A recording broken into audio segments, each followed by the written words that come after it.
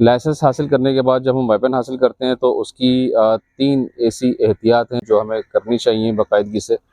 उसमें सबसे पहली एहतियात की अगर हम बात करें तो वो है कि जब हम वेपन लेते हैं तो हम उसको किस तरह से कैरी करते हैं।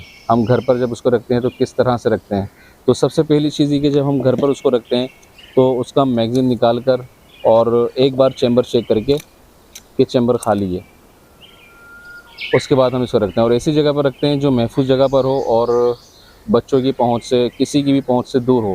सिर्फ ये आपकी अपनी पहुंच में होना चाहिए और ऐसी जगह पर इसको रखना चाहिए जहां आप ज़्यादा बैठते हैं या जहां आपका वक्त ज़्यादा गुजरता है जिस जगह पर, उस जगह के करीब होना चाहिए और महफूज जगह पर होना चाहिए, पहली चीज़। और दूसरी चीज़ की अगर हम बात करें तो जब हम वेपन लेते हैं और हम बाहर के दोस्तों में या कहीं होते हैं तो अक्सर दोस्त होते हैं हमारे जो हमसे वेपन देखने के लिए लेते हैं।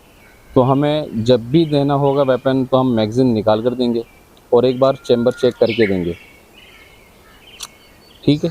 और चैम्बर चेक करने के बाद फिर हम देंगे और मैगज़ीन उसका बाहर होना चाहिए, उसके बाद किसी के हाथ में देना चाहिए। वैसे तो असूलन तो ये चीज़ किसी को देने की और दिखाने की नहीं होती, लेकिन फिर भी अगर ऐसा होता है कभी तो हम उसको इस तरीके से देंगे जाते।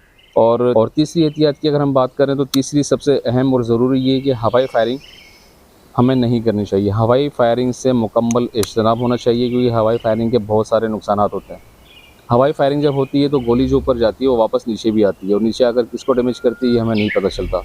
तो नादानिस्ता तौर पर हम ऐसी बहुत सारे नुकसानात करके बैठे हुए होते हैं जिसका हमें पता ही नहीं चलता। तो ये 3 एहतियात बहुत ज़रूरी होती है। नंबर 1, आपका जो पिस्टल है वो घर में या ऑफ़िस में सेफ़ जगह पर होना चाहिए, सिर्फ़ आपकी पहुँच में होना चाहिए। नंबर 2 कि हम जब भी किसी को देखने के लिए देंगे अपना पिस्टल तो हम उसका मैगज़ीन निकाल कर देंगे और नंबर 3 हवाई फायरिंग हरगिज़ नहीं करेंगे।